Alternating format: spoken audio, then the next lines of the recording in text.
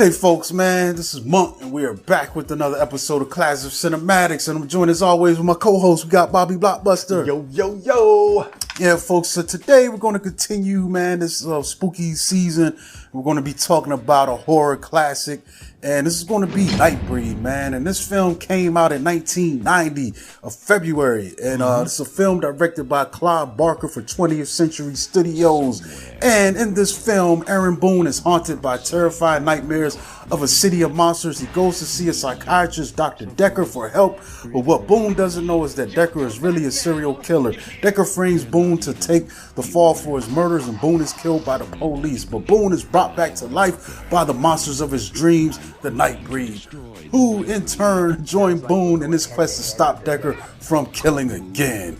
And this film stars, we've got an interesting cast here. We got David Cronenberg, we got Anne Bobby, we got Craig Sheffer, who looks wild in this older pic of him. It does, yeah, dude. Got Charles Head, Hugh Parshey, Doug Bradley, Hugh Ross, and many others, that make up this film. This is a big kind of an ensemble cast, especially when we get into the monsters, of this, that this film is based around, man. So let's get into it, man. I mean, shit. First and foremost, this film was actually based off of Clive Barker's book that he wrote, Cabal, in 1988. So I thought it was a cool adaptation of that, turning that book into what we got on screen. But I mean, for me personally, like, I know I catch riff for this, but this is one of my personal favorite horror movies. It's not, there are ones above this, but I have always liked this film mainly because of the concept. Like the fact that, it's got this dual concept where on one side it really dives into, people's fear of the unknown and how that fear can manifest into hate. And then that hate then makes the people that, are scared of whatever place or thing, makes them more dangerous, more harmful than whatever it is they're afraid of. But then on the flip side, you have, it dives into human nature's like want and sense to belong. You know what I'm saying? How, everybody wants to be a part of something where they feel, appreciated, accepted, and loved for who they are naturally. You know what I'm saying? And I thought that the way that they put that on the scale and tried to find balance while we go, through this film, was really, really cool to me, how Clive Barker was able to just kind of put that on the forefront. And, I thought that, the fact that, he does this with the portrayal of monsters versus humans, almost like to me, this film hits like the horror monster version of what we would get from X-Men. You know what I'm saying? Where it's like, you have, your mutants or your monsters on one side, and then the humans that, don't understand them, so they want to eradicate them.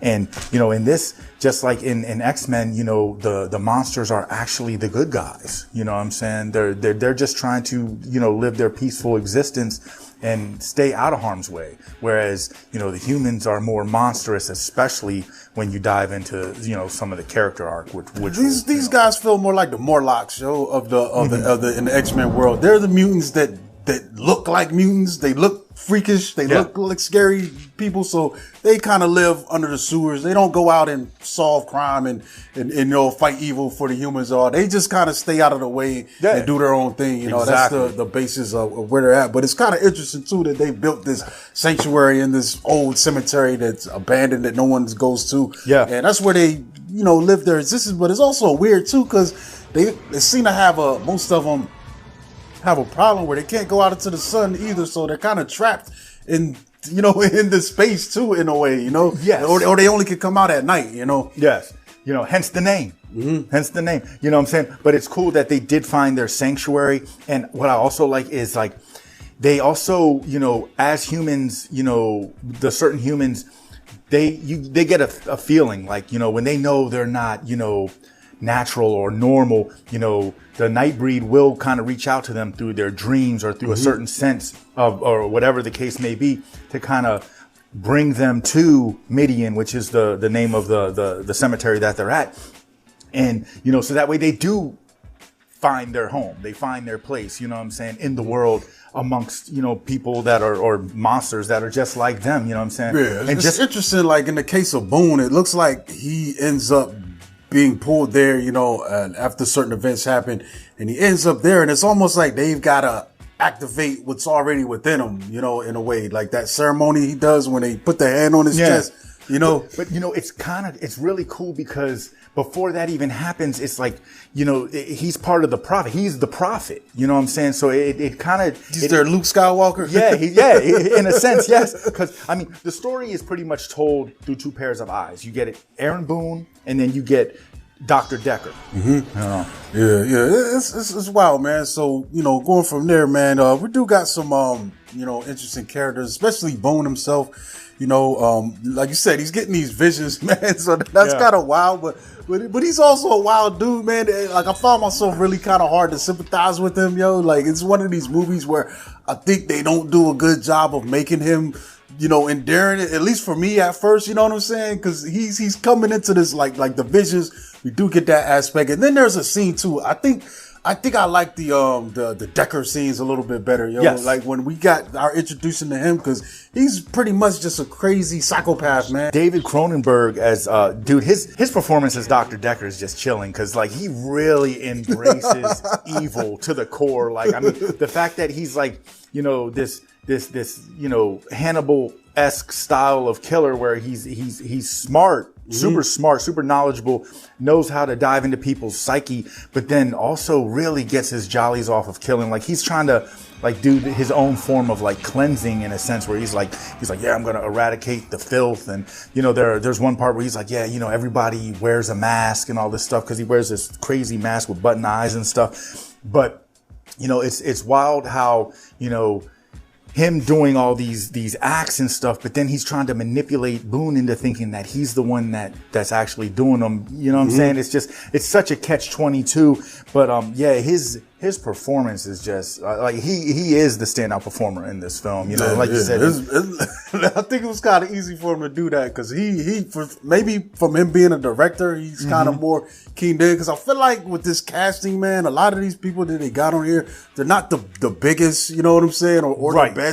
You know what I'm saying, the best performances. So he stands out to a higher degree to me. Craig Sheffer, I mean, I think he did, you know, good enough. Boone's character just seemed so cold and callous and just kind of really not with what was going on in the world around him. But then, you know, it kind of made the relationship between him and Laurie, played by Annie Bobby, seem a little non-existent as well, which this is chemistry. Supposed to be. They lacked in chemistry. Every time they were on screen together, it's like they were together, but they were apart. Yeah. And, you know, and that's one of the driving forces of this film, where it's their love that they have for each other is what kind of keeps them going, because she is not able to let him go when he dies, when, you know, the body goes missing. She's like, I'm going to go find him. I know he went to Midian, you know, and she just will not stop. Dude, I was pulling for her more than him. Like her, like, you know, like that's the thing, man. I see what was supposed to happen, but it didn't come across very well. He's supposed to be this guy that's just living, you know, only thinking about himself, you know, and then this thing happens to him, and then he gets a greater cause for him, which is the cause of these monsters. Right. And that does happen, but it doesn't happen in a way that I think a better director could have pulled it off a little bit more, or if they took some time to bump the script up a little bit to make that come across better. It's almost like this new Crow film where the Eric and damn, what was the name?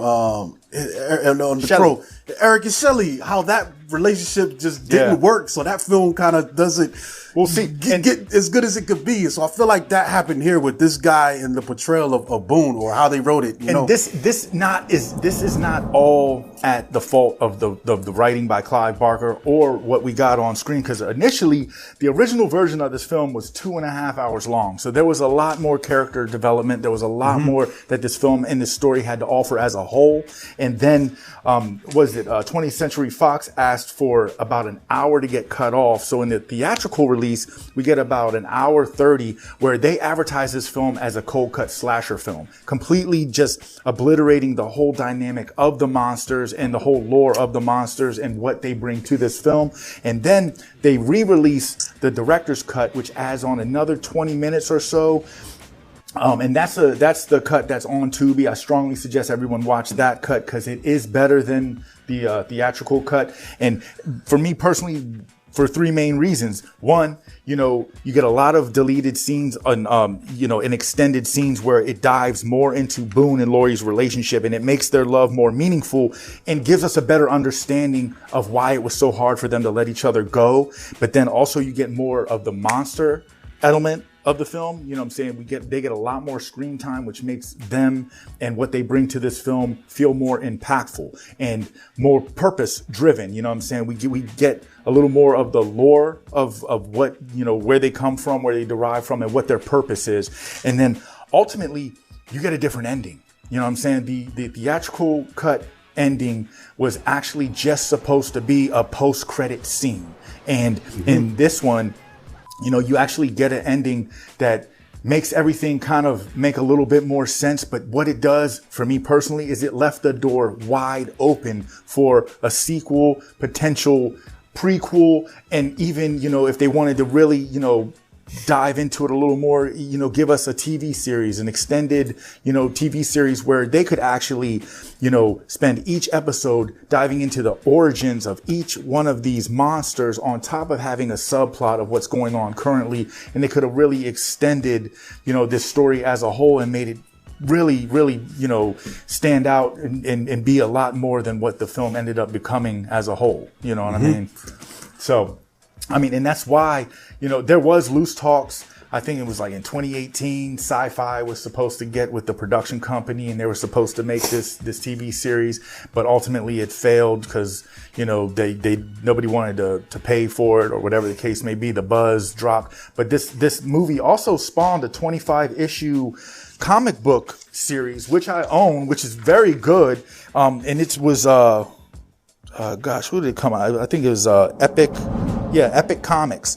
And that one kind of dives a little bit more into, what this movie was all about and the characters, the monsters. Because, they really undersold, for me personally, they really undersold, Boone as the prophet and what he's supposed to bring to Midian, to the monsters as, kind of like the second coming in a sense. Like he's supposed to help them, find a sense of, bigger sense of purpose, a higher purpose, and also the will to fight and want to, push forward for their existence. Outside of that, with the characters, the one guy I just want to point out, Doug Bradley, who played, was it Leesburg, who was pretty much the leader of the monsters in Midian. He's the guy with the 3 slits in his cheeks, and then when he gets angry, the slits open up and there's eyeballs. Doug Bradley's actually the guy who plays Pinhead. So, and then also, shout out to Nicholas Vance, who played Kinski. He was the monster that kind of had like the moon head. And I shout the dick tip head. That's what it looks like. The moon head. What? Because his chin comes out, his forehead comes out. I thought it looked like a crescent moon, but yeah, I guess it could be a dick. I don't know. I was not shouting him out for his monster presence in this film, but he actually helped co-write the comic book series. So I thought that was cool that he actually acted as a monster in the film and helped write the comic book. That caught me off guard like shit, Core. So since we're diving into the monster element as a whole, we don't need to talk about Kinski anymore. I think we covered that. Personally, my favorite monster was Peliquin. He was the red guy that initially bites Boone. And what I really like about these monsters too is that they have like their, I guess, quote unquote, like regular, like resting phase, but then a lot of them transform and enhance into something else. And Wow, that was cool. A bird. But, yeah, and like the way they enhance into something else, and like with him, I mean, he's already red. He's got like the cool dreads going on, and but when he transforms, I mean, he gets big, swole, and his teeth grow longer, almost kind of like a werewolf in a sense.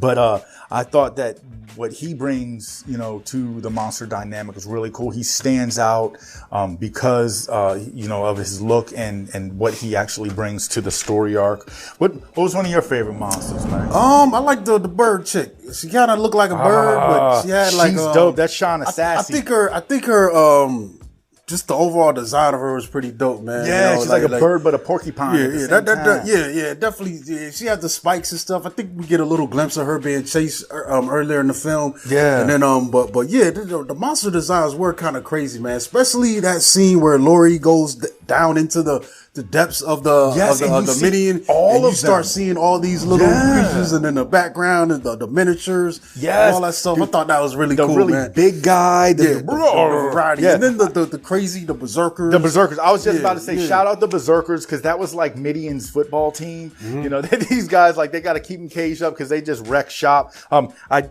definitely was a fan of Shauna Sassy. She's like seductively scary, but for me also, I like Narcissi, and he's the guy who Boone meets in the hospital that tries to cut off his face. Mm-hmm. And pretty much like what he is like, I mean, you see he's got this like little face, and it looks like, almost like a reptile head. Mm-hmm. And when you dive deeper into the lore of his character, he actually wears dead people's faces, almost like Leatherface, because he's so hideous and so gross under there. And I guess in this film, the way they were taking it was that, he was still wearing the face that he initially died in, because he hadn't dove into, the opportunities to kill more people and get other faces, you know what I'm saying? So I thought he was really cool. And then, Boone, I like the way Boone looks when he transforms. Like, he gets like this like tribal like engravings all in his face and stuff. He kind of buffs up and stuff. It's almost like the monsters, at least the male ones, it seems like when they transform, like they take a B12 shot, and then they get all like bigger and just swole, like some Bane kind of shit. Yeah, exactly. They're like, ready to go wreck some shop and shit. And then the other guy that stood out to me was his name was Leroy. I think Leroy Gorman. He was like the big chunky guy, but then he has like these two like eels that kind of come out of his stomach. That was wild. It's just, and I could talk about these monsters for days. I like them all because they're all very individualized. They're all very unique in their own right. The makeup effects were great. I want to say it was visual effects that did Image Imagination. As a team collectively, they're the ones who did the makeup effects, and the way that they,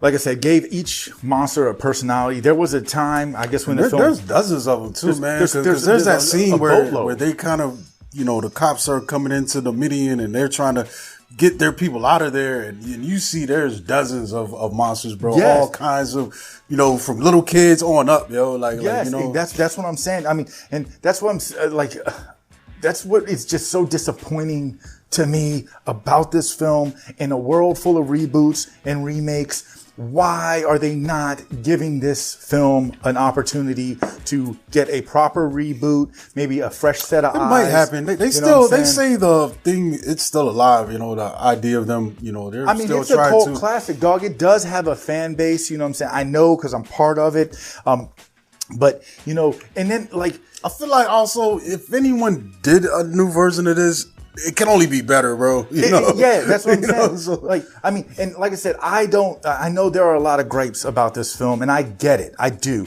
You know what I'm saying? But this film, to me, it's like, where it falls short with, maybe oversaturated story or plot fillers, or just, it's visually appealing. You know what I'm saying? To me, when you see, the progression of, what Boone's going through, how evil and just demented Decker is. But then, like, when Boone finds his solace and his comfort, and then how the humans just want to pretty much go to war to try to eradicate the monsters. And then you get this, like, really cool, battle sequence with the humans or the cops and Decker versus the monsters. And there's a scene where you know, all the monsters, like, or a lot of them are like hurdled up like in the bottom of the cave, and Boone like kind of has to like rally the troops, like give the coach speech. He's like, yo, y'all gotta fight. He starts breaking up coffins, like giving them boards. He's like, y'all gotta fight, if not for yourself then for your kids. But y'all need to, you know, in essence, grow a pair, stand up, you know what I'm saying, and fight for what's yours, man. And that was really cool. And you know, like I said, like never losing sight of the fact that as we, you know, see all these monsters, the biggest monster in this film is Dr. Decker, who is a human. You know what I'm saying? He's the one doing the most monstrous things. He's the one that's everyone should be scared of. Why? Because monsters like Decker exist in the real world. There are people like him doing these kind of things in real life. So that just makes him that much more scary, you know? But another thing that stood out, did you recognize that score? It is a good score, man. They said this is Danny Elfman. Danny Elfman, man. Also, you know, I think he's worked with Tim Burton. Tim Burton a lot. You know, Edward Scissorhands and stuff like that. He did Scissorhands. He did Batman 1 or Batman 89. Batman Returns. He did Beetlejuice. Yeah. I mean, that's the craziest thing about this, man. Because regardless of how it turned out, it seems like Clive Barker had a lot of help and support on board, like including Elfman, even getting Cronenberg to star in this. He had a lot of people helping him out, but it just, you know, it's just weird that, you know, and the final result. Also got an inflated budget, whereas this was his second film. And Hellraiser was a hit, bro. And Hellraiser was on an $11 million. I'm sorry, it was like a $3 million budget or something like that. Short change. He had to do a lot with a little. And in this film, they got an $11 million budget, and it grossed 16 mil. So he didn't take an L, but you know where it fell short, especially from Clive Barker's lips, said that he felt that the way that 20th Century Fox or Fox Entertainment with the production company wanted the film edited, and then you know how it was being, you know, falsely interpreted as a slasher film and just completely just kind of missing the mark of the message and the energy that he was trying to give out with this film.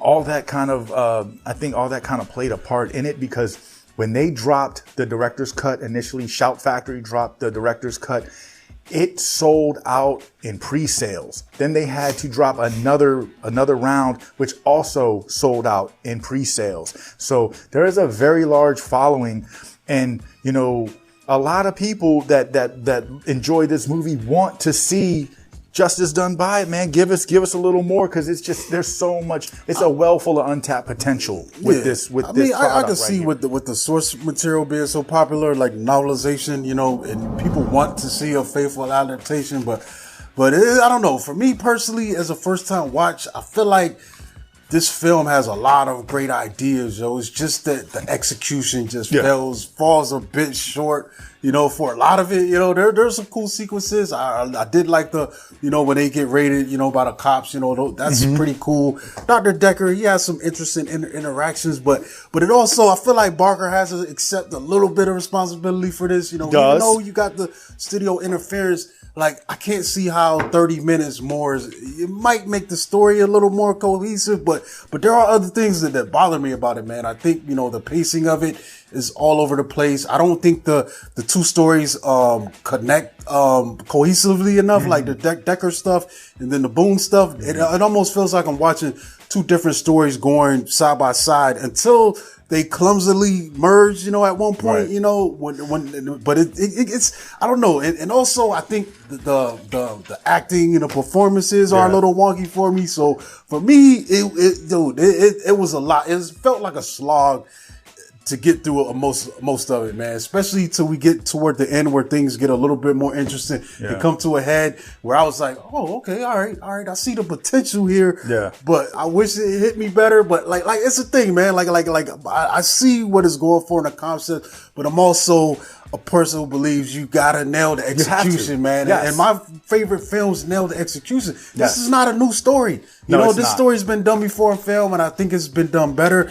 And since it came out, I think there are other films that kind of tackle similar subject matter where you've got these misfits living on the outskirts of society who, like you said, ultimately is showing that they're not the real monsters, bro.